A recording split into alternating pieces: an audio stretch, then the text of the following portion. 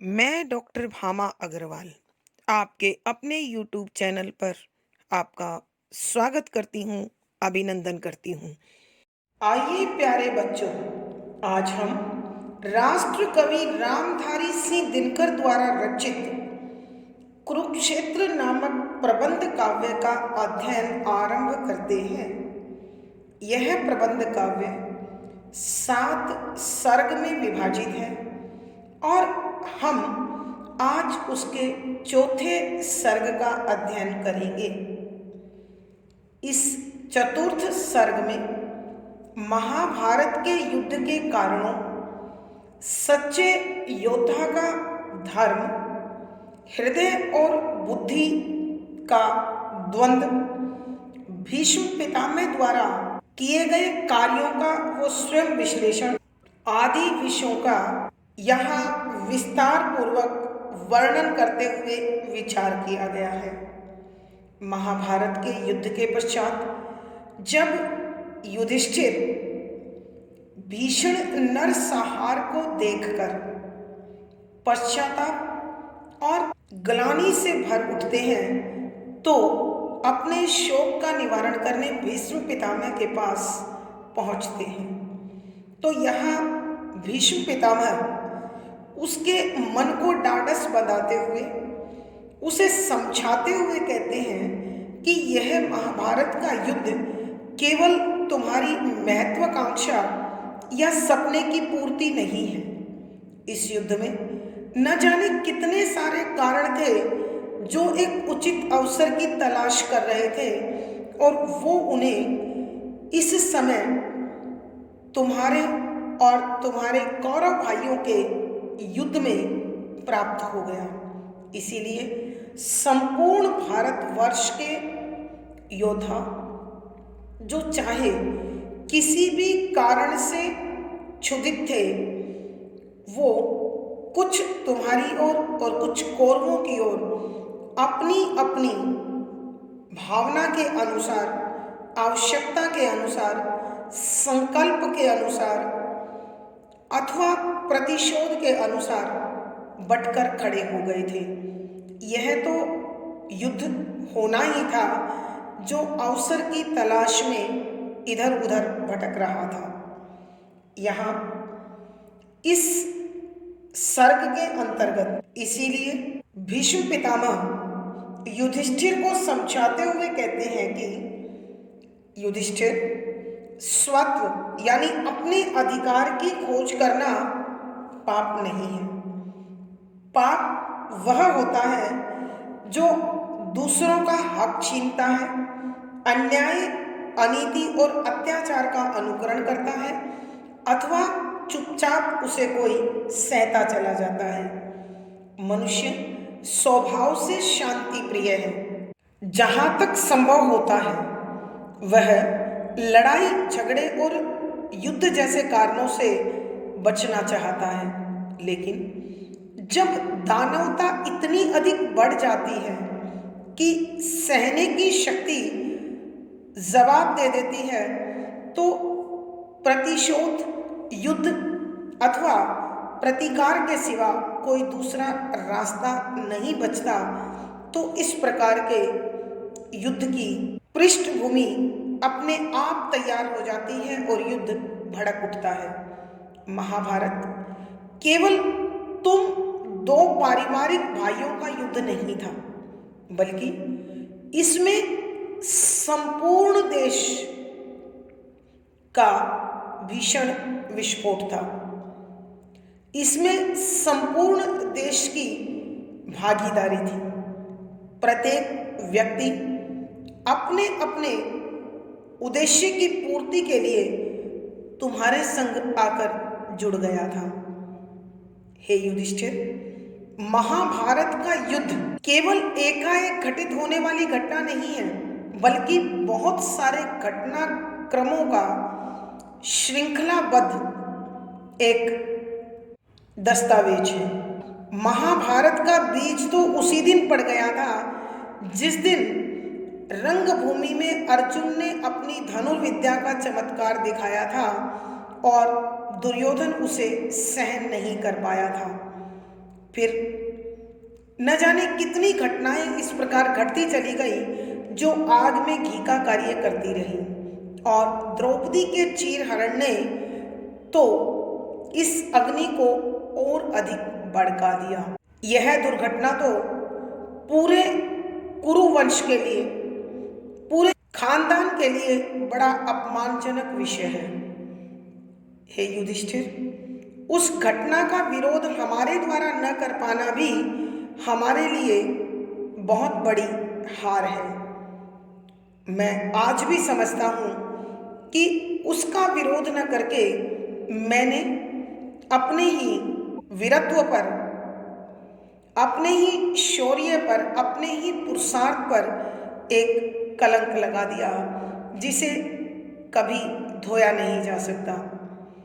भीष्म पितामह शूरता का धर्म समझाते हुए युधिष्ठिर को कहते हैं, एक सच्चा शूरवीर, एक सच्चा योद्धा वह होता है जो तलवार की तेज धार पर पांव रखकर मचलता है, जो दहकते हुए अंगारों पर निर्भय होकर चलता है, जो अपनी छाती पर प्रहार सहता है और हंसते हंसते जहर पी लेता है। वीर पुरुष वह है जिसकी वीरता, जिसका शौर्य हमेशा प्रज्वलित रहता है। यहाँ हृदयवाद और बुद्धि के द्वंद्व को भी बड़े सुंदर शब्दों में समझाते हुए कहते हैं कि अत्यधिक बुद्धि तर्क को जन्म देती है, कि जब जब मनुष्य बौद्धिकता को स्फूर्त हो जाता है, बौद्धिकता को समर्पित हो जाता है, वह कायर बन जाता है। क्योंकि न्याय अन्याय, नीति अनीति, पाप पुण्य पर वह तर्क की उस सीमा तक पहुंच जाता है कि धीरे धीरे करके उसका जोश, उसका शौर्य कुंठित होता चला जाता है। इसलिए वो समय पर कोई फैसला नहीं ले पाता और जीवन में अंत तक अपमान झेलता रहता है।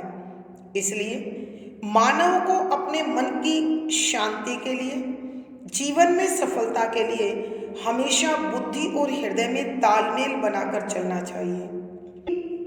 चौथे सर्ग के अंत में कविवर भीष्म पितामह के माध्यम से समझाते हैं कि धर्म और स्नेह दोनों में हमेशा तालमेल होना चाहिए। भीष्म पितामह अपने जीवन में इसी प्रकार का घटनाक्रम याद करते हुए बताते हैं कि मैं हमेशा कौरवों की सेवा करता रहा, क्योंकि हस्तिनापुर की गद्दी की रक्षा का मेरा संकल्प था। इसलिए मैंने हमेशा अपने धर्म का पालन किया और हृदय से प्यार मैं पांडवों को देता रहा। इसलिए कौरवों को मेरा शरीर और पांडवों को मेरा मन मिला। आज मैं तुम्हारी जीत से संतुष्ट हूँ कि मैं अपने धर्म और अपने हृदय दोनों से न्याय कर पाया। आइए बच्चों, अब हम इसी प्रकार के भावों से भरे इन पदों की व्याख्या आरंभ करते हैं। संख्या 29। किया यज्ञ ने मान विमर्दित, अगणित भूपालों का, अमित दिग्गजों का, शूरों का, बल वैभव वालों का। प्रसंग प्रस्तुत पद हमारी हिंदी की पाठ्य पुस्तक आधुनिक हिंदी कविता में संकलित राष्ट्र कवि रामधारी सिंह दिनकर द्वारा रचित प्रबंध काव्य कुरुक्षेत्र के चौथे सर्ग से लिया गया है। इस सर्ग में विशेष तौर से महाभारत के भीषण युद्ध के कारणों पर प्रकाश डाला गया है।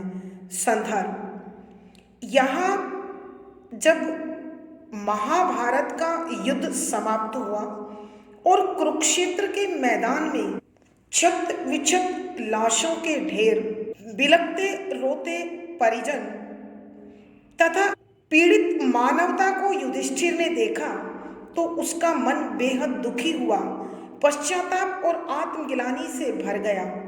ऐसे में वह जीत को निरर्थक मान वैराग्य को उचित समझने लगा और जब अपने मनोभावों को भीष्म पितामह के समक्ष व्यक्त करता है तो भीष्म पितामह उन्हें समझाते हुए कहते हैं कि युधिष्ठिर, यह तुम्हारी जिम्मेदारी नहीं है।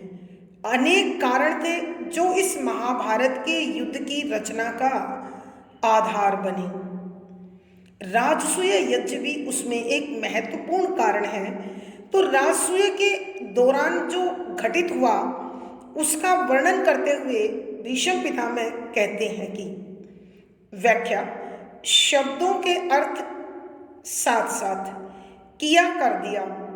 यज्ञ हवन ने मान सम्मान आदर प्रतिष्ठा विमर्दित कुचल देना, नष्ट कर देना, दलन कर देना, अगणित जिनका हिसाब नहीं हो सकता, जिन्हें गिना नहीं जा सकता, भूपाल पृथ्वी का पालन करने वाले अर्थात राजाओं, काका, अमित, अनेक, दिग्गज, शक्तिशाली, शूरवीर, शूरों, बहादुरों, बल, शक्ति, वैभव, ऐश्वर्य वालों का, रखने वालों का, कि यहाँ भीष्म पितामह युधिष्ठिर के मन से पाप बोझ को निकालने के लिए तथा उसे पश्चाताप, आत्मग्लानि और वैराग्य से बाहर निकालकर उसे कर्मठता से जोड़ने के लिए, मानवता की सेवा करने के लिए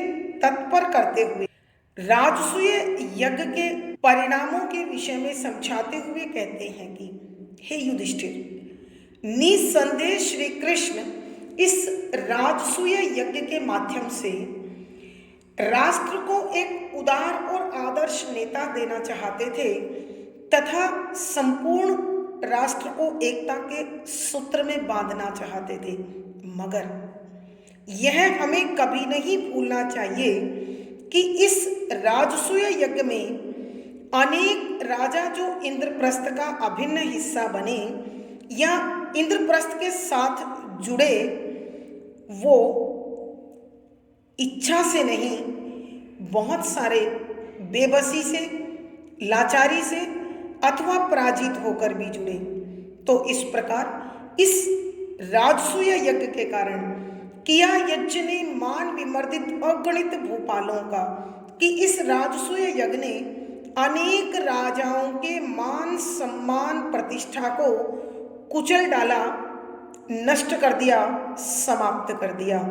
अमित दिग्गजों का, शूरों का, बल वैभव वालों का, कि इसके कारण अनेक शूरवीर योद्धा, अनेक बड़े बड़े राजा महाराजा जिनके पास अथाह धन दौलत था, बहुत अधिक सामरिक शक्ति थी, मगर तुम्हारी शक्ति का वो मुकाबला नहीं कर सके और तुमसे युद्ध करते हुए हार गए। अंततः उन राजाओं को इंद्रप्रस्थ में शामिल होना पड़ा। तो इस प्रकार जो राजा, चाहे वो तुमसे हार कर आए अथवा तुम्हारी संधि के प्रभाव से आए अथवा तुम्हारी शक्ति के डर से उन्होंने पहले ही दासता को स्वीकार कर लिया, लेकिन उनका स्वाभिमान, उनका सम्मान, उनका गौरव और उनकी प्रभुता सब तुम में आकर विलीन हो गई और तुम उनके सर्वश्रेष्ठ बन गई। अतः ऐसी स्थिति में एक पराजित राजा अथवा सम्मान रहित राजा भला कैसे न अपने सम्मान की रक्षा के लिए कोशिश करता। आइए बच्चों, एक बार फिर हम इस पद की व्याख्या करते हैं। यहाँ भीष्म पितामह युधिष्ठिर को पाप बोध से मुक्त करते हुए उसके मन से पश्चाताप, आत्मग्लानि और वैराग्य के भाव को निकालकर उसे कर्मठता के साथ जोड़ते हुए मानवता की सेवा में तत्पर करते हुए समझाते हैं कि हे युधिष्ठिर, महाभारत के युद्ध को घटित करने में अथवा उसके रचना क्रम में अनेक ऐसे कार्य थे जो तात्कालीन कारण बनकर उभरे। राजसूय यज्ञ भी उन्हीं कारणों में से एक प्रमुख है। अनेक लोग जो तुम्हारे साथ पहले ही शामिल हो गए थे वो इंद्रप्रस्थ का हिस्सा बन गए, लेकिन इस बात को हमेशा स्मरण रखना चाहिए कि इस राजसूय यज्ञ के कारण पृथ्वी के अनेक महान राजाओं का सम्मान कुचला गया, उनकी प्रतिष्ठा मिट्टी में मिल गई। ऐसे अनेक शूरवीर बहादुर योद्धा जो अथाह धन संपत्ति रखते थे, जो अत्यधिक सामरिक शक्ति रखते थे, जो अपने क्षेत्र विशेष में विशेष तौर से प्रभुता संपन्न थे, लेकिन तुम्हारी सेना से तुमसे वो टकराए मगर जीत नहीं पाए। हारे हुए इन राजाओं को मजबूरन इंद्रप्रस्थ का हिस्सा बनना पड़ा। अतः ऐसे राजा जो अपमानित हुए, जो हार गए, जो पराजित हुए, निश्चित तौर से अपने आप को प्रतिशोध की अग्नि में जलता हुआ पाया। और वो राजा भी कुरुक्षेत्र के मैदान में तुम्हारे प्रतिपक्षी बनकर खड़े हुए दिखाई दिए। भावार्थ, कवि के कहने का भाव यह है कि जब भी कोई उच्च स्तरीय कार्य किया जाता है तो उसमें अनेक लोग स्वेच्छा से, मगर एक बहुत बड़ा वर्ग जो विवशता से उसका हिस्सा बनता है, वह अपने हृदय में प्रतिशोध अथवा लावा समेटे रखता है। विशेष यहाँ युधिष्ठिर की प्रभुता, उसकी बहादुरी तथा अन्य राजाओं के मनस्थिति का यथार्थ वर्णन किया गया है। शुद्ध साहित्यिक खड़ी बोली का प्रयोग है। शांत वीर रस ओज गुण है। तुकांत चंद गे शैली और संगीतात्मकता बनी हुई है। यहाँ स्मरण, उल्लेख, अनुप्रास आदि अलंकारों का सुंदर सटीक प्रयोग हुआ है। पद संख्या 30। सच है सत्कृत किया अतिथि भूपों को तुमने मन से, अनुने विनय शील समता से, मंजुल मिष्ट वचन से। प्रसंग पूर्ववत। संदर्भ, यहाँ कविवर उस समय का वर्णन कर रहे हैं जब महाभारत युद्ध के समाप्त होने पर कुरुक्षेत्र के मैदान के भीषण नरसंहार, रोती बिलखती मानवता, परिजनों के लिए तड़पते हुए पारिवारिक सदस्य, असहाय लाचार वृद्धों को, विधवा स्त्रियों को, अनाथ हुए बच्चों को देखा तो उसका मन विषाद से, दुख से भर गया और वह अपने इस युद्ध वाले कार्य के लिए पश्चाताप और आत्मग्लानि से भरकर इस जीत को निरर्थक समझने लगा तथा उसने वैराग्य को, संन्यास को उचित समझा।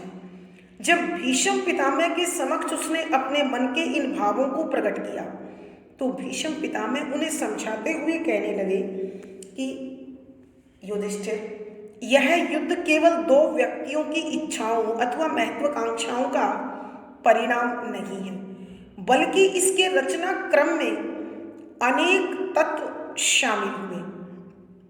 उसी में एक महत्वपूर्ण घटक राजसूय यज्ञ पर प्रकाश डालते हुए कविवर कहते हैं कि व्याख्या, शब्दों के अर्थ साथ साथ सच है, सत्य है, सत्कृत आदर सत्कार करना, सम्मान से उनको प्रतिष्ठा देना, किया था, अतिथि मेहमानों, भूप राजाओं, मन हृदय से, अनुनय विनम्रता, विनय नम्रता, कोमलता, शील शालीनता अथवा शिष्टाचार, सद्व्यवहार, समता बराबरी, अपने बराबर समझना, मंजुल सुंदर, कोमल, मृदुल, मिष्ट मीठे, मिठास से भरे, वचन शब्दों से। यहाँ भीष्म पितामह युधिष्ठिर के हृदय से पाप बोध निकालते हुए तथा उसे पश्चाताप, आत्मग्लानि और वैराग्य की भावना से मुक्त कर मानवता से जुड़ने की प्रेरणा देते हुए कहते हैं कि हे युधिष्ठिर, यह महाभारत का युद्ध केवल तुम्हारी जिम्मेदारी नहीं है। इस युद्ध में अनेक घटक हैं, अनेक कारक हैं, अनेक कारण हैं जिन्होंने इस युद्ध को रचा और पूर्ण कराया। तुम्हारा राजसूय यज्ञ भी उसमें एक महत्वपूर्ण कारण है, क्योंकि सच है सत्कृत किया अतिथि भूपों को तुमने मन से, कि हे युधिष्ठिर, यह बात बिल्कुल सत्य है और इसमें जरा भी शक अथवा संदेह नहीं है कि तुमने राजसूय में शामिल होने वाले अतिथियों को सम्मान नहीं दिया। यह पूर्ण सत्य और संदेह रहित है कि जो भी राजा, चाहे वो किसी भी रूप में इंद्रप्रस्थ में शामिल हुआ और राजसूय का हिस्सा बना, तुमने उन सब का उचित आदर सत्कार किया, उनको सात्विक भावों से, सच्चे हृदय से सम्मानित किया और अपने बराबर समझा। अनुने विनयशील समता से, मंजुल मिष्ट वचन से, कि जो भी राजा महाराजा इस राजसूय का हिस्सा बने, तुमने उनके साथ बड़ी विनम्रता के साथ, बड़ी कोमलता के साथ, शालीनता के साथ, सद्भावना के साथ, समता भरा सद्व्यवहार किया और उनके सत्कार में बड़े मीठे और कोमल शब्दों का इस्तेमाल किया। यानी तुमने अपने आदर्श भाव से, आदर्श व्यक्तित्व में कोई समझौता नहीं किया। जो भी राजा जिस भी भाव से आया, लेकिन तुमने उन सबको सही प्रकार से, हृदय से, सात्विक भावों से सम्मानित किया और प्रसन्न किया। लेकिन हे युधिष्ठिर, यह उनके लिए पर्याप्त नहीं था। आइए बच्चों, हम एक बार फिर इस पद की व्याख्या करते हैं। यहाँ भीष्म पितामह युधिष्ठिर को समझाते हुए कहते हैं कि हे युधिष्ठिर, इस राजसूय में शामिल होने वाले जितने भी राजा इंद्रप्रस्थ आए, तुमने उनके सम्मान सत्कार में कोई कसर नहीं छोड़ी, मगर यह उनके घावों पर मरहम नहीं लगा सकता था। उसके व्यवहार को समझाते हुए कहते हैं कि सच है सत्कृत किया अतिथि भूपों को तुमने मन से, कि यह पूर्ण रूप से सत्य है, इसमें जरा भी संदेह नहीं है कि जो भी स्थिति, जो भी मेहमान राजसूय यज्ञ का हिस्सा बनने के लिए इंद्रप्रस्थ आए, तुमने उन सब राजाओं का सच्चे मन से, सात्विक भावों से, पवित्र इच्छा से सम्मान किया, आदर सत्कार किया और तुम्हारे सत्कार में किसी प्रकार का कोई दुर्भाव या कोई छल कपट नहीं थी। अनुने विनयशील समता से, मंजुल मिष्ट वचन से, कि तुमने आने वाले हर अतिथि को बड़ी विनम्रता से, बड़ी कोमलता से, बड़ी शालीनता से, बड़े शिष्टाचार से, बड़े समभाव से, समतापूर्ण व्यवहार से, सद्व्यवहार से उनका सत्कार किया, उनका सम्मान किया और उन्हें अपने कोमल और मीठे वचनों से प्रसन्न करने की कोशिश की। परंतु तुम्हारे इन सद्भावों को हारे हुए विवश राजाओं ने इसी भाव से स्वीकार नहीं किया और उनके हृदय का दर्द, उनके हृदय की पीड़ा, उनके मन का कष्ट उन्हें सालता रहा, चुभता रहा।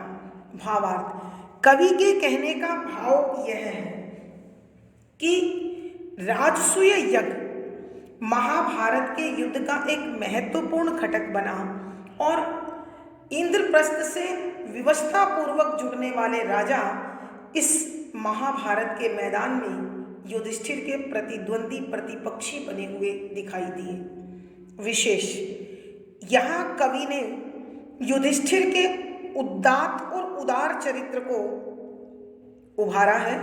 शुद्ध साहित्यिक खड़ी बोली का प्रयोग है, शांत रस प्रसाद गुण है, तुकांत छंद गेय शैली और संगीतात्मकता बनी हुई है। इस पद में संबोधन, अनुप्रास, उल्लेख आदि अलंकारों का सुंदर सटीक प्रयोग हुआ है। पद संख्या 31। पर स्वतंत्रता मणि का इनसे मोल न चुक सकता है, मन में सतत दहकने वाला भाव न रुक सकता है। प्रसंग पूर्ववत संदर्भ। यहाँ महाभारत के युद्ध के समापन के बाद कुरुक्षेत्र के मैदान में हुए भीषण नरसंहार, रोती बिलखती मानवता, परिजनों के लिए तड़पते हुए पारिवारिक सदस्यों को देखकर युधिष्ठिर के हृदय में दुख विषाद भर गया और वह अपनी जीत को निरर्थक सारहीन मानते हुए पश्चाताप आत्मग्लानि से भर गया। अतः वह अपने लिए संन्यास को उचित समझने लगा और अपने यही भाव जब उन्होंने भीष्म पितामह के समक्ष प्रस्तुत किए तो भीष्म पितामह ने उन्हें समझाते हुए कहा कि तुम्हारा राजसूय का यज्ञ इस महाभारत के युद्ध का एक महत्वपूर्ण कारण है। इस युद्ध में जो घटित हुआ वो भी इस महाभारत को रचने में एक महत्वपूर्ण भूमिका निभा रहा है। यही कहते हुए वो कहने लगे कि व्याख्या शब्दों के अर्थ साथ साथ पर परंतु स्वतंत्रता मणि, आजादी का रत्न का इनसे अर्थात मीठे वचनों से, सद्व्यवहारों से, शिष्टाचार से मोल न चुक सकता है, कीमत चुकाई नहीं जा सकती। अर्थात कोई स्वतंत्रता को छीनकर चाहे कितना ही सद्व्यवहारी बने, स्वतंत्रता प्राप्त नहीं हो सकती। मन में, हृदय में सतत, लगातार, निरंतर दहकने वाला, जलने वाला भावना न रुक सकता है, नहीं मिटाई जा सकती है।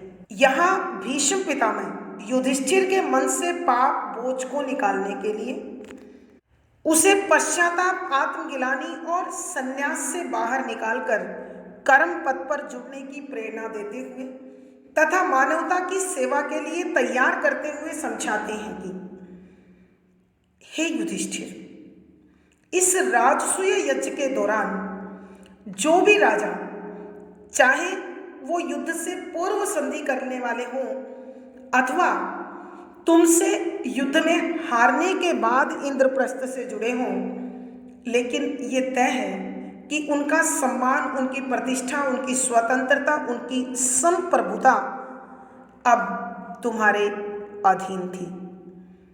तुमने निसंदेह राजसूय में शामिल होने वाले सभी राजा महाराजाओं को बराबरी का स्थान दिया, समतापूर्ण व्यवहार किया और बड़ी शालीनता से उनको आतिथ्य भी दिया, मगर पर स्वतंत्रता मणि का इनसे मोल न चुक सकता है कि स्वतंत्रता रूपी अनमोल रत्न मीठे वचनों के सहारे नहीं बेचा जा सकता।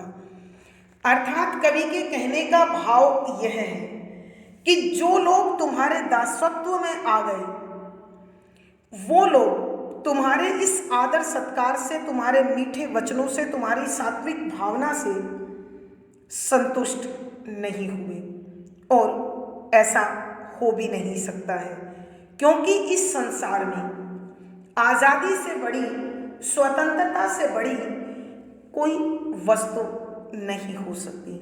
मन में सतत दहकने वाला भाव न रुक सकता है कि जो अपने हारने का अपमान है, जो अपनी स्वतंत्रता को खोने का भाव है, इसके कारण मनुष्य के हृदय में जो ईर्ष्या द्वेष के भाव भर गए, जो प्रतिशोध की भावना जागृत हो गई, उसे दबाना संभव नहीं था, ना ही उसे समझाना संभव था। अर्थात कहने का भाव यह है कि राजसूय यज्ञ में शामिल होने वाले अनेक ऐसे राजा जो अपनी अपनी स्वतंत्रता मजबूरन तुम्हें सौंप चुके थे, वो तुम्हारे आदर सत्कार, तुम्हारी शालीनता से संतुष्ट नहीं हुए और प्रतिशोध को तत्पर हो गए। आइए बच्चों, हम एक बार फिर इस पद की व्याख्या करते हैं।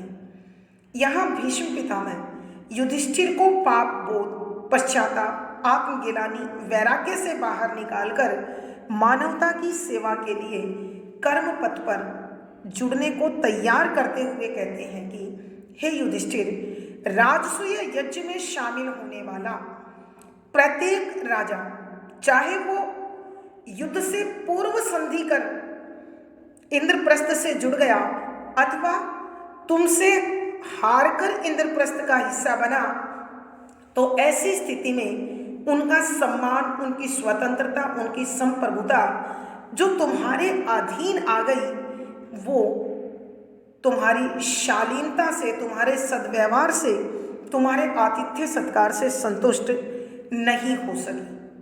और हो भी कैसे सकती है, क्योंकि पर स्वतंत्रता मणि का इनसे मोल न चुक सकता है कि आजादी वो अनमोल रत्न है, स्वतंत्रता वो बहुमूल्य मणि है जो शालीनता, आदर सत्कार, आतिथ्य सत्कार के बदले में नहीं सौंपी जा सकती। अर्थात कवि के कहने का भाव यह है कि तुम्हारे यज्ञ में शामिल होने वाले राजाओं का बेशक तुमने दिल से, हृदय से, सद्भावना से सम्मान किया, मगर वो सत्कार उन्हें अपनी दास्ता, अपनी पराधीनता की बेड़िया ही नजर आ रहा था।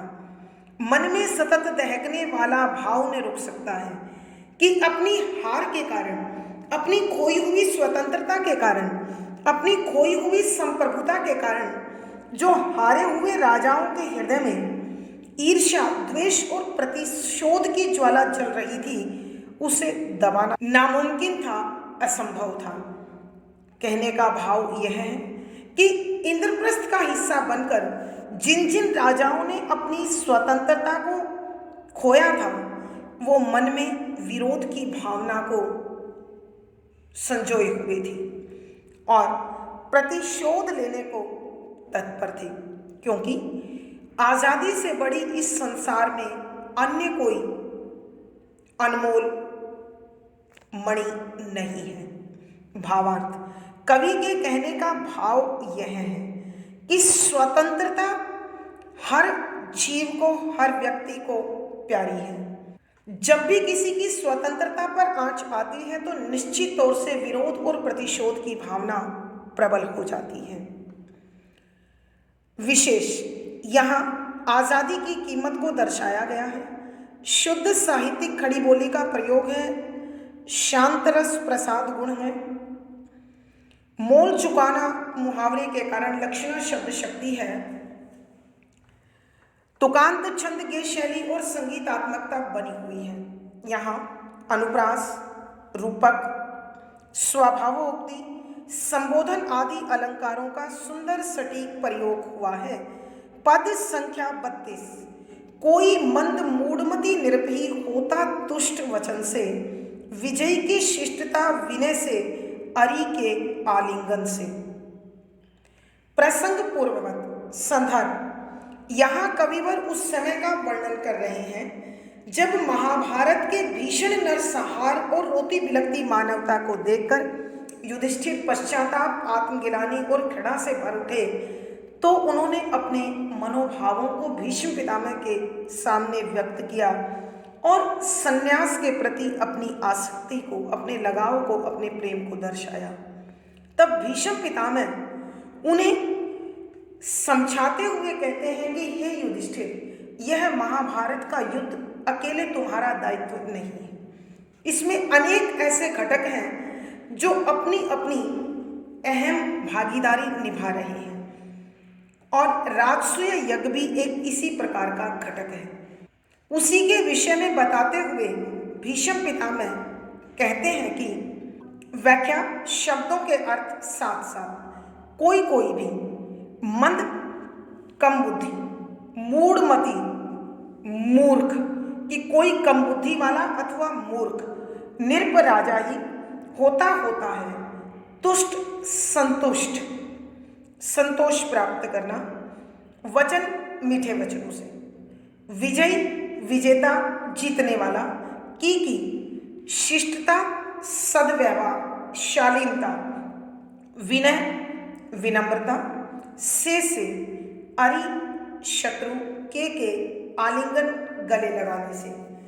कि यहाँ भीष्म पितामह युधिष्ठिर के मन से पाप बोध, पश्चाताप, आत्मगिलानी और वैराग्य की भावना को निकालकर मानवता की सेवा के लिए कर्म पथ से जुड़ने की प्रेरणा देते हुए कहते हैं कि हे युधिष्ठिर, तुम्हें यह बात अपने हृदय में समझ लेनी चाहिए कि तुम्हारा राजसूय यज्ञ भी इस महाभारत की घटना का एक महत्वपूर्ण कारण है।